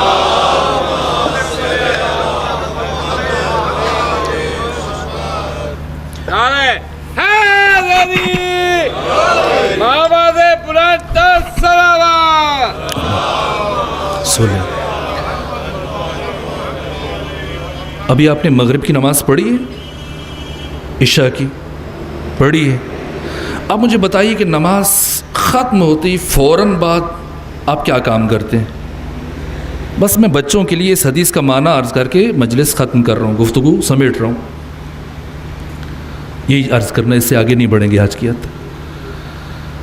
جیسی نماز ختم ہوتی ہے فوراً بعد کیا کام کرتے ہیں آپ؟ جی تسبیح سے پہلے درود پڑھتے ہیں، کرتے کیا ہے؟ جی ادھر ادھر نہیں دیکھتے ہیں آپ؟ نہیں، دیکھیں آپ نے یہ کام کیا ہے، ابھی آپ بھولے ہوئے ہیں، شاید زیادہ تھک کے اس لیے بھول گئے۔ اس کے علاوہ سجدگاہ کو ہاتھ لگانا استحباب میں سے نہیں ہے اس موقع پہ نماز ختم کرنے کے بعد، وہ کام جو مستحب بھی ہے اور آپ کرتے بھی ہیں۔ مصافحہ کرتے ہیں آپ، ابھی آپ نے مغرب کی نماز پڑھی، فوراً بعد کیا کیا؟ مصافحہ۔ کتنا وقت لگا آپ کو نماز پڑھتے ہوئے؟ 5 منٹ۔ اور جیسی نماز ختم ہوئی مصافحہ، تو کیا جب مسجد میں آئے تھے تب مصافحہ نہیں کیا تھا؟ تو آپ کیوں کر رہے ہیں؟ اور ابھی تھوڑی دیر کے بعد پھر عشاء کے لیے کھڑے ہوئے، پھر دوبارہ سے آپ مصافحہ کر رہے ہیں، کیوں؟ ابھی تھوڑی دیر پہلے تو کیا تھا، جب آئے تب کیا، پھر نماز کے بعد کیا، اب پھر مصافحہ کر رہے ہیں، کیوں مصافحہ کر رہے ہیں؟ کس لیے؟ اور یہ عادت نہیں ہے بلکہ سنت ہے، مستحب ہے مصافحہ کرنا نماز ختم ہوتے ہی، کیوں مصافحہ کرتے ہیں؟ اور یہ جو کہتے ہیں السلام علیکم نماز کے بعد، یہ کسے سلام بھیجتے ہیں؟ اس لیے جملہ عرض کروں تاکہ اس حدیث کا مفہوم کسی حد تک میرے محترم سامعین تک پہنچ جائے۔ اب تشہد پڑھتے ہیں، اور تشہد کے بعد جب آپ پڑھتے ہیں اللہم صلی علی محمد و آل محمد، یہ درود ان 14 کی ولایت کا اقرار ہے، اعلان ہے اور اظہار ہے۔ یہ درود رکوع میں واجب نہیں ہے، سجدے میں واجب نہیں ہے، قنوت میں واجب نہیں ہے، لیکن تشہد میں پہنچ کر یہی درود واجب ہو جاتا ہے۔ کیوں؟ اس لیے کہ تشہد میں اب آپ نماز ختم کر رہے ہیں، آپ نے ان 14 کی ولایت کی گواہی دینی ہے، اس لیے اس درود کو آپ پر واجب قرار دیا گیا۔ مستحب کی نیت سے پڑھیں گے تو آپ کی نماز باطل ہے۔ جیسے ہی آپ نے یہ درود پڑھا، اس کے بعد کیا پڑھتے ہیں؟ السلام علیکہ ایھا النبی، آپ نبی پر سلام بھیجتے ہیں۔ پھر کیا کہتے ہیں؟ السلام علینا وعلی عباد اللہ الصالحین، ہم پر سلام ہو اور صالحین پر سلام ہو۔ یہ صالحین کون ہیں؟ مسلمین، مؤمنین، شہداء، صدیقین، انبیاء، مرسلین، یہ سب شامل ہیں صالحین میں۔ اس کے بعد کیا پڑھتے ہیں؟ السلام علیکم ورحمۃ اللہ وبرکاتہ۔ یہ کسے سلام بھیجتے ہیں آپ؟ کون بچ گیا؟ کسے بھیجتے ہیں سلام؟ کتنا وقت گزر گیا آپ کو جہاں بیٹھے ہوئے، تاکہ اندازہ بھی ہو جائے کہ ہم کہیں دیر تو نہیں ہو چکی؟ گھنٹہ گزر گیا۔ اس گھنٹے میں کیا آپ نے کسی دوسرے کو مصافحہ کیا ہے؟ اتنا وقت گزر گیا لیکن مصافحہ نہیں کیا۔ میں بھی ممبر کی اونچائی سے برابر دیکھ رہا ہوں، کسی نے دوسرے کو مصافحہ نہیں کیا، لیکن وہاں آپ مصافحہ بھی کرتے ہیں، پھر آپ سلام بھی کہتے ہیں۔ نبی پہ بھی آپ نے سلام بھیج دیا، مسلمین، مومنین، متقین، شہداء، صدیقین، ائمہ، مرسلین، سب پہ سلام بھیج دیا۔ اب یہ کون بچا ہے جس کے لیے آپ کہتے ہیں السلام علیکم ورحمۃ اللہ وبرکاتہ؟ یہ آپ پر بھی سلام ہو۔ کسے سلام کہہ رہے ہیں؟ اور سلام کب کیا جاتا ہے؟ ابھی تو نہیں کر رہے آپ۔ سلام ہمیشہ تب کیا جاتا ہے جب انسان کسی نئی جگہ سے آتا ہے۔ بیٹھے بیٹھے اگر کوئی سلام کرے تو دوسرے سمجھیں گے اب نارمل ہے، بیمار ہے۔ سلام ہمیشہ تب کیا جاتا ہے جب انسان نئی جگہ سے آتا ہے۔ یہ نماز کیا ہے؟ کیوں پیغمبر نے فرمایا کہ نماز مومن کی معراج ہے؟ اور کیوں نماز سے پہلے وضو کو واجب قرار دیا گیا؟ بغیر وضو کی نماز کیوں نہیں ہوتی؟ اور وضو کیوں کرنا چاہیے؟ اور کلی کریں 3 مرتبہ ناک میں پانی ڈالیں، وہ پھر ہاتھ دھوئیں اور پھر آپ چہرہ دھوئیں۔ اب یہ کلی کرنا مستحب ہے، ہاتھ دھونا مستحب ہے، ناک میں پانی ڈالنا مستحب ہے، لیکن چہرہ دھونا آخر کیا وجہ ہے؟ ایک کام مستحب ہوتا ہے، دوسرا کام واجب کیوں ہو جاتا ہے؟ کس لیے؟ پروردگار سمجھاتا ہے، دیکھو انسان پہلے ہاتھوں میں پانی ڈالو اور اس کا رنگ دیکھو خراب تو نہیں ہے، اس میں کوئی خرابی تو نہیں ہے، اور جب دیکھ لیا کہ اس کا رنگ درست ہے تو آپ اس کو منہ میں ڈالو اور کلی کرو اور اس کا ذائقہ دیکھو، اور جب تشفی ہوگی کہ اس کا ذائقہ بھی درست ہے تو اب ناک میں پانی ڈالو اور اس کی بو کو چیک کرو۔ جب پتہ چل جائے کہ اس کا رنگ بھی صحیح ہے، اس کا ذائقہ بھی صحیح ہے، اس کی بو بھی صحیح ہے، تو یہ سارے کام مستحب تھے۔ اب اسی پانی کو اپنے ہاتھوں پہ ڈالو اور واجب کی نیت سے چہرے پہ ڈالو۔ کیونکہ اب تم نے تھوڑی دیر کے بعد اللہ کی بارگاہ میں اس سے ملاقات کرنے کے لیے حاضر ہونا ہے. تو اب اس نیت سے پانی ڈالنا ہے کہ تیری نافرمانی کر کر کے جو چہرہ سیاہ ہو گیا اور اس لائق نہیں رہا کہ اب تیری بارگاہ میں پیش ہو سکے، میں تیرے اس پاک اور طاہر و طیب پانی کو وسیلہ بنا کے چہرہ دھو رہا ہوں تاکہ تیری بارگاہ میں سرخرو ہونے میں کامیاب ہو سکوں. اس لیے اور اب کھڑا ہے اللہ کی بارگاہ میں، اللہ اکبر کہہ رہے، تکبیرۃ الاحرام. کیا مطلب؟ یعنی میں نے اس دنیا سے ہاتھ اٹھا لیے اور اب میں تیری طرف پرواز کر رہا ہوں. اعوذ باللہ کو آہستہ پڑھنا چاہیے، دل میں پڑھنا چاہیے. کیوں؟ یہ پھر کبھی عرض کروں گا. بسم اللہ الرحمن الرحیم کو اونچا پڑھنا چاہیے. اور یہ کیا ہو رہا ہے؟ یہ ایک سفر کا آغاز ہو رہا ہے. وضو کر کے جو جائے نماز پہ کھڑا ہوا در حقیقت جی ایک پرواز کے لیے تیار ہو رہا ہے. آپ جب سفر کرتے ہیں ایروپلین سے، جہاز سے، یا آپ نے اڑتے ہوئے دیکھا ہوگا جہاز کو کیسے اڑتا ہے، پہلے رینگتا ہے، پھر آہستہ آہستہ تیز ہوتا ہے، پھر منہ اٹھاتا ہے، پھر بلندیوں میں گم ہو جاتے ہیں. بے عین ہی یہی انداز ہے مسجد میں اور جائے نماز پر مومن کا. پہلے آتا ہے جائے نماز پہ کھڑا ہوتا ہے، کہتا ہے بسم اللہ الرحمن الرحیم، شروع کرتا ہوں اس اللہ کے نام سے جو رحمان ہے جو رحیم ہے. بس آخری کلمات ہیں، توجہ فرمائیے گا. الحمدللہ رب العالمین، حمد ہے اس اللہ کے لیے جو تمام جہانوں کا پالنے والا ہے. الرحمن الرحیم، جو رحمان ہے جو رحیم ہے. مالک یوم الدین، جو آخرت کے دن کا مالک ہے. اچانک کیا ہوا؟ مالک یوم الدین، جو آخرت کے دن کا مالک ہو. پھر کیا ہوا؟ ایاک نعبد و ایاک نستعین، میں تیری ہی عبادت کرتا ہوں اور تجھ سے ہی مدد چاہتا ہوں. یہ کیا ہوا؟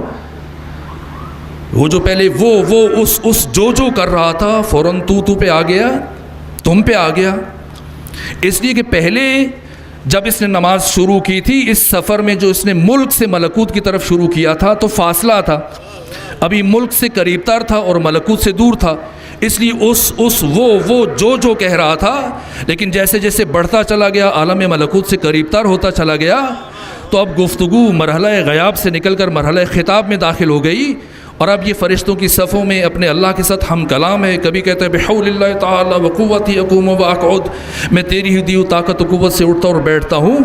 یہ نماز جو مومن کی معراج ہے کہ انسان کا جسم تو یہیں رہ جاتا ہے لیکن اس کی روح پرواز کرتی ہے عالم ملکوت کی طرف، فرشتوں کی صفوں میں اپنے رب کے ساتھ ہم کلام ہو جاتا ہے. عاشق اپنے معشوق کے ساتھ، حبیب اپنے محبوب کے ساتھ، بندہ اپنے اللہ کے ساتھ، غلام اپنے آقا کے ساتھ. اور جب یہ سلسلہ تکلم و تنطق ختم ہوتا ہے اور انسان دوبارہ اس عالم ملکوت سے اس عالم ملک کی طرف پلٹتا ہے، مسجد میں آتا ہے تو کہتے ہیں السلام علیکم ورحمۃ اللہ وبرکاتہ.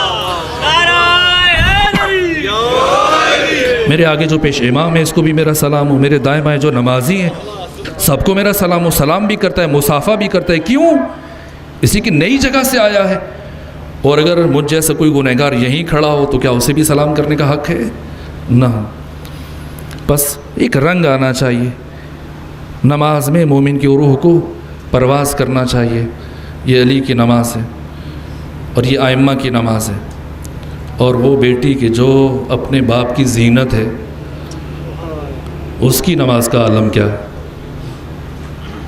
زین و اب، اپنے باپ کی زینت. اگر زینب بنت علی کی نماز ایسی نہ ہوتی تو کبھی آ کر حسین ابن علی یہ جملہ نہ کہتے دنیا سے جاتے ہوئے، یا اختی لا تنسینی فی نافلۃ اللیل.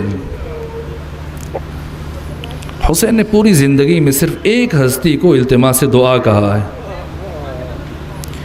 اور وہ آپ کی خواہر گرامی زینب بنت علی کہ بہن مجھے کبھی نماز شب میں نہ بھلانا. یہ کون ہے زینب جو بظاہر پنجتن پاک میں شامل نہیں ہے لیکن حقیقتاً خلاصہ ہے پنجتن پاک کا؟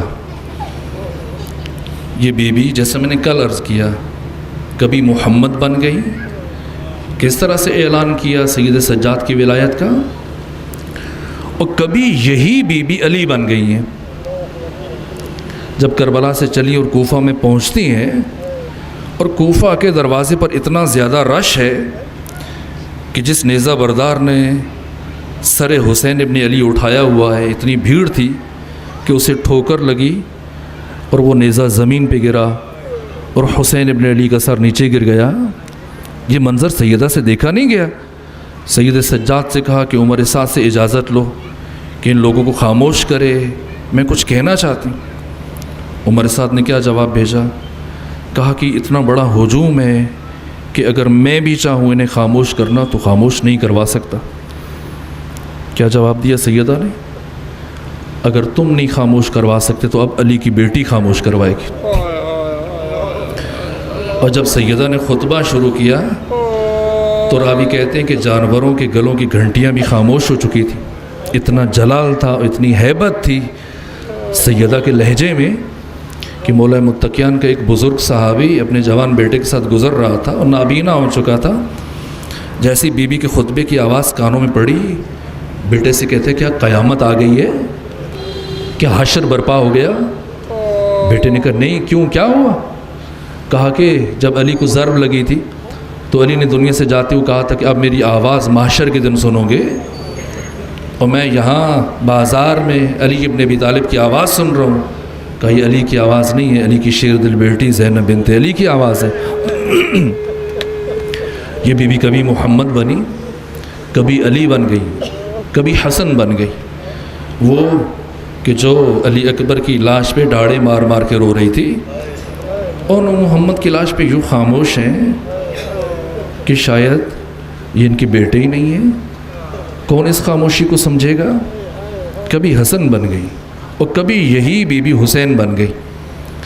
کربلا سے کوفہ اور کوفہ سے شام جب بھی کوئی بچہ گرتا تھا بی بی خود کو اونٹ کی بلندی سے زمین پہ گرا دیتی تھی، چونکہ دشمن نے قافلہ نہیں روکنا تھا اور بچہ اس کی جان ضائع چلی جاتی۔ جس طرح سے حسین ہر شہید کی لاش پر تیر کی طرح سے پہنچتے تھے، سیدہ زینب ہر بچے کی جان کو بچانے کے لیے خود کو اونٹ کی بلندی سے نیچے گراتی تھی۔ کبھی یہی بی بی عباس بن گئی۔ جب خیمے جل گئے اور شام غریباں ٹوٹی ہوئی تلوار لے کر طواف کرنا شروع کیا بچوں کے گرد، کیا کہا؟ بھیا عباس اٹھو، دیکھو کل جو کام تم انجام دے رہے تھے آج وہی کام تمہاری بہن زینب انجام دے رہی۔ کیا کیا اس بی بی نے، کیا کیا؟ آیت اللہ مرشی نجفی بہت عظیم فقیہ تھے، یہ کہتے ہیں کہ مجھے امام زمانہ خواب میں آئے اور مجھ سے کہا کہ فلاں مقام پر ایک شاعر ہے، جائیے اس سے میرا سلام کہیں، میری طرف سے اس کا شکریہ ادا کریں اور کہیں رات جو تم نے اشعار لکھے ہیں امام وقت تمہارا ممنون ہے، اور جس ہاتھ سے یہ شعر لکھے ہیں میری طرف سے اس ہاتھ کے اوپر بوسہ دینا۔ آیت اللہ مرشی کہتے ہیں کہ جب میں گیا، ملا، امام کا سلام پہنچایا، امام کی طرف سے اس کے ہاتھ کا بوسہ لیا، شکریہ ادا کر کے پلٹنے لگا تو میں نے سوچا کہ وہ کیا اشعار ہیں جن کے لیے امام وقت شکریہ ادا کر رہا ہے، ہاتھوں پہ بوسہ دے رہا ہے۔ میں نے کہا شاعر ذرا وہ کلام اٹھا کے لے آؤ۔ جب وہ کلام لے کے آیا تو اس کا پہلا یہ شعر یہ تھا کہ کربلا در کربلا می ماند اگر زینب نہ بود، کہ کربلا ہی میں رہ جاتی اگر زینب بنت علی نہ ہوتی۔ یہ زینب بنت علی ہیں جو کربلا کو شام لے کے گئیں اور آج 14 صدیاں گزرنے کے بعد کربلا کو ہم تک پہنچایا۔ کیسے پہنچایا؟ وہ بی بی جو شب عاشور بار بار بے ہوش ہو رہی تھی اور حسین بار بار اپنی بہن کو ہوش میں لا رہے تھے صرف یہ سوچ کر کہ کل میرا بھائی شہید ہو جائے گا۔ زینب کا تعلق حسین سے وہی ہے جو مچھلی کا پانی سے ہے۔ جب بی بی کی شادی ہو گئی اور بنو ہاشم کی خواتین پہنچی گئیں احوال پرسی کے لیے، کہا بی بی خوش ہے، دل لگ گیا، کسی چیز کی کمی تو نہیں ہے؟ کیا جواب دیا؟ سب کچھ ہے، کسی چیز کی کمی نہیں ہے، بس اس گھر میں مجھے میرا بھیا حسین نظر نہیں آتا۔ وہ جو حسین کے بغیر ایک لمحہ نہ گزار سکیں، اب یہ سوچ کر کے کل میرا بھائی شہید ہو جائے گا بار بار بے ہوش ہو رہی ہیں۔ ایک مرتبہ حسین اپنی بہن کو ہوش میں لائے، کہا زینب آپ علی کی بیٹی ہیں، آپ کو علی کی شجاعت چاہیے، کل آپ نے اس کاروان کی قیادت کرنی ہے اور زینب آپ نے میرے مقصد کو بچانا ہے۔ وہی بی بی جو یہ سوچ کر کے بار بار بے ہوش ہو رہی تھی، روز عاشور چند قدم کے فاصلے پر اپنے بھائی کو ذبح ہوتے ہوئے دیکھا لیکن برداشت کیا۔ زینب کو اسی لمحے مر جانا چاہیے تھا جب علی اکبر شہید ہوئے تھے، لیکن زندہ رہی، کیوں؟ اپنے بھائی کے مقصد کو بچانا ہے۔ زینب بنت علی کو اسی لمحے مر جانا چاہیے تھا جب پتھروں کے ایک ڈھیر کے پاس گزر کے جا رہی تھی، لیکن زندہ رہی، کیوں؟ اس لیے کہ بھائی سے وعدہ کیا تھا اور اپنے بھائی کے مقصد کو بچانا ہے۔ کائنات کا مشکل ترین سفر عبور کیا بی بی نے کربلا سے کوفہ اور کوفہ سے شام تک، متواتر 21 دن بے پالان اونٹوں کے اوپر سوار نہیں ہے۔ کیا اثر ہوتا ہے کسی بے پالان شتر کے اوپر بیٹھنے کا؟ ابو ذر صحابی رسول ہیں، مرد صحرا ہیں، جفاکش ہیں، لیکن جب ان کو ربضہ منتقل کیا گیا اور 3 دن کے بعد یہ پہنچے، بے پالان اونٹ کے اوپر بٹھا کے بھیجا تھا امیر نے، تو جب اترے تو عالم یہ تھا کہ ان کی رانوں کا گوشت گل چکا تھا۔ علی کی بیٹیاں اور محمد کی نواسیاں متواتر 19 دن تک بھوکے اور پیاسے سفر کرتے رہیں، اور 19 دن کے بعد جب شام شہر کے دروازے پہ پہنچی تو اب 3 دن کے لیے علی کی بیٹیوں کو، محمد کی نواسیوں کو شام شہر کے دروازے پر روک دیا گیا۔ 15 آذانیں سنی، 3 مرتبہ سورج کو غروب ہوتے ہوئے دیکھا، 3 مرتبہ سورج کو طلوع ہوتے ہوئے دیکھا۔ دربار سجائے جا رہے تھے، بازار سجائے جا رہے تھے، بازاروں سے گزارا گیا، سروں پہ سنگباری کی گئی، پتھر مارے، علی کی بیٹیاں لہو لہان ہو گئیں، اور اس کے بعد وہ مرحلہ آیا کہ 6 محلات میں سے گزارا گیا کہ ان محلات میں عوام تھے، اور اب 7ویں محل میں لے کے جایا گیا علی ابن ابی طالب کی شیر دل بیٹی کو، ان اسیروں کو۔ یہ 7واں محل یزید کا محل تھا، جہاں پر یزید اس تخت پر بیٹھا ہوا تھا، اور عالم یہ تھا کہ کچا کچ یزید کا محل ہزاروں افراد سے بھرا ہوا تھا۔ پوری اسلامی دنیا سے اور دوسرے ملکوں سے سفیر بلائے گئے تھے، گورنر بلائے گئے تھے، خواص کو بلایا گیا تھا۔ پچھلے 6 محلات میں عوام تھے، 6 7ویں محل میں خواص تھے، سب کے سب کرسیوں پہ بیٹھے ہیں، ایک طرف لوگ کھڑے ہیں، یزید تخت کے اوپر بیٹھا ہوا ہے۔ ایسے عالم میں ان اسیروں کو یزید کے دربار میں لایا گیا۔ یزید جی سوچ رہا تھا کہ ان اسیروں کو جب اتنے دن بھوک اور پیاس اور مشکل ترین سفر کے بعد میرے سامنے لایا جائے گا تو میری ہیبت دیکھنے کے بعد سب کے سب میرے سامنے سجدہ ریز ہو جائیں گے، سب مجھ سے معافیاں مانگیں گے۔ اس عالم میں لایا گیا، اور دربار کا عالم یہ ہے کہ چاروں طرف حاضرین کے سر یزید کے سامنے جھکے ہوئے ہیں، چاروں طرف سے خلیفۃ المسلمین امیر المومنین کی آوازیں آ رہی ہیں، اور یزید اقتدار اور خواہشات اور حکومت اور دولت کے نشے میں مست ہے، شراب کے نشے میں مست ہے۔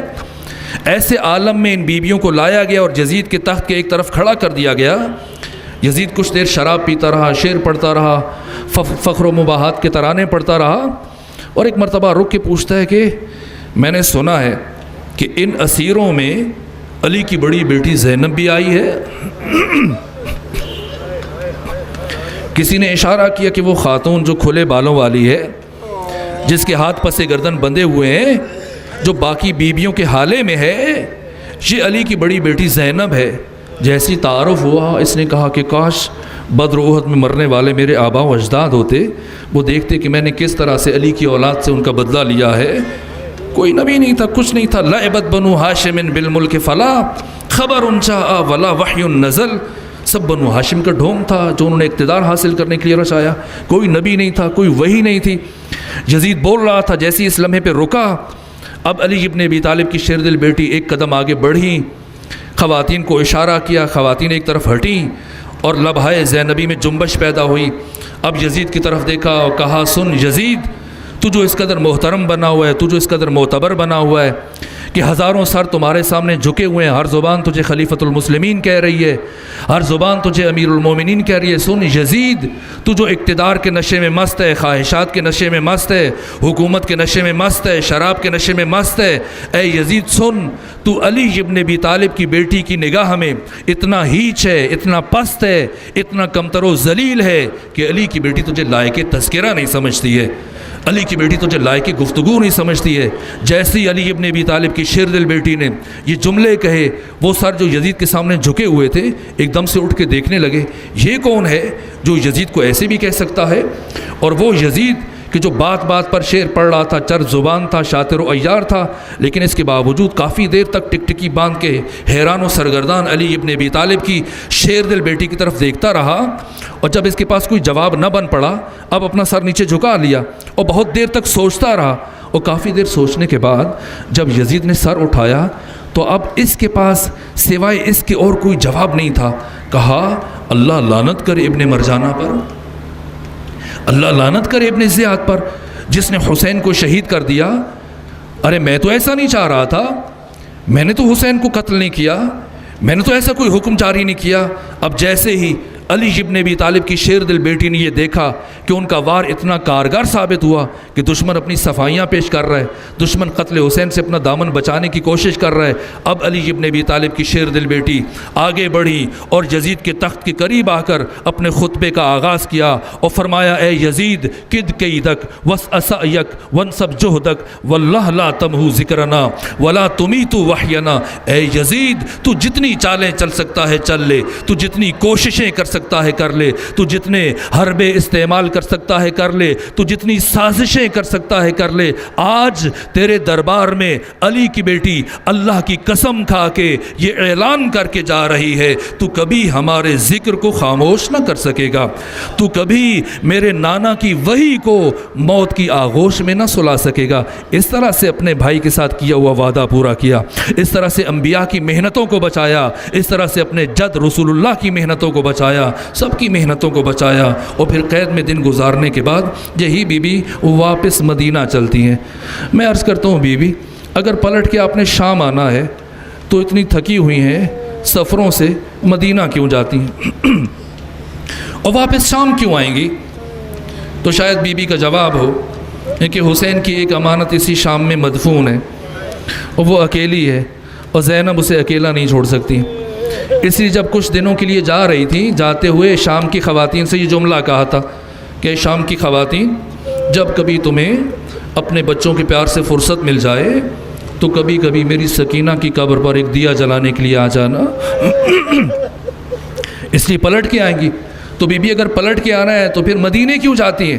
تو شاید بی بی کا جواب ہو اس لیے جاؤں گی مدینے تاکہ اپنے نانا کو خبر کر دوں کہ آپ کی گود میں بیٹھ کر جو میں نے آپ سے وعدہ کیا تھا آپ کی بیٹی نے وہ وعدہ پورا کر دیا۔ اس لیے جب بی بی پہنچتی ہیں واپس مدینے میں تو اپنے گھر میں نہیں گئی ہیں بلکہ سیدھی مسجد نبوی کی طرف چل پڑیں، اور جب مسجد میں پہنچتی ہیں فرماتی ہیں سب لوگ مسجد نبوی سے باہر چلے جاؤ، آج مجھے تنہائی میں اپنے نانا سے کچھ باتیں کرنی ہیں۔ اور جب سب چلے گئے اس حجرے کو بند کیا جس میں پیغمبر کی قبر تھی اور آہستہ آہستہ چلتے ہوئے پیغمبر کی قبر پر پہنچیں۔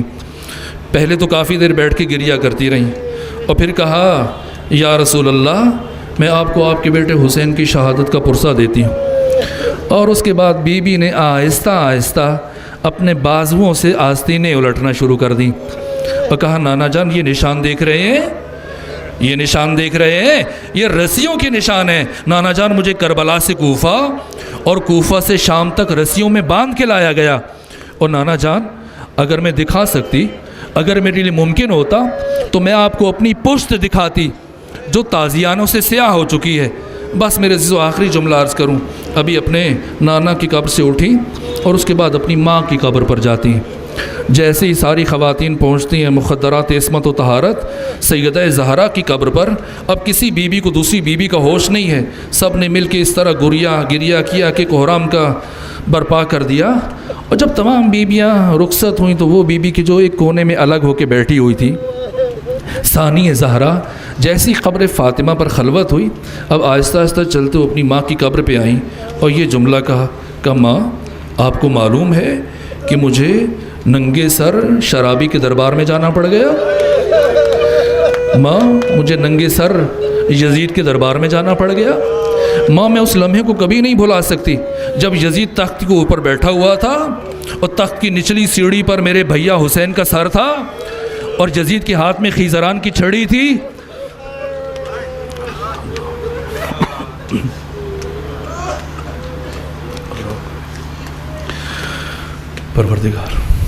پروردگار بحق محمد وآل محمد ہماری عبادت کو اپنی بارگاہ میں قبول فرما۔ پروردگار ہمارے گناہوں کو معاف فرما، ہمارے والدین کے گناہوں کو معاف فرما۔ پروردگار ہم سب کو نعمت تقوی عطا فرما، نور بصیرت اور نور معرفت عطا فرما۔ جو مومن مریض ہیں انہیں شفا عطا فرما، جو تنگ دست ہیں ان کی تنگ دستی دور فرما، جو پریشان حال ہیں ان کی پریشانی دور فرما، جو بے اولاد ہیں انہیں اولاد عطا فرما، جو رحلت کر گئے سب کو جوار اہل بیت میں جگہ عطا فرما۔ پروردگار امام زمانہ کے سپاہیوں کی حفاظت فرما، یوسف زہرا کے ظہور میں تعجیل فرما، ہم سب کو آقا کا سپاہی بننے کی توفیق عطا فرما۔ رحم اللہ من قرأ الفاتحہ۔ بسم اللہ الرحمن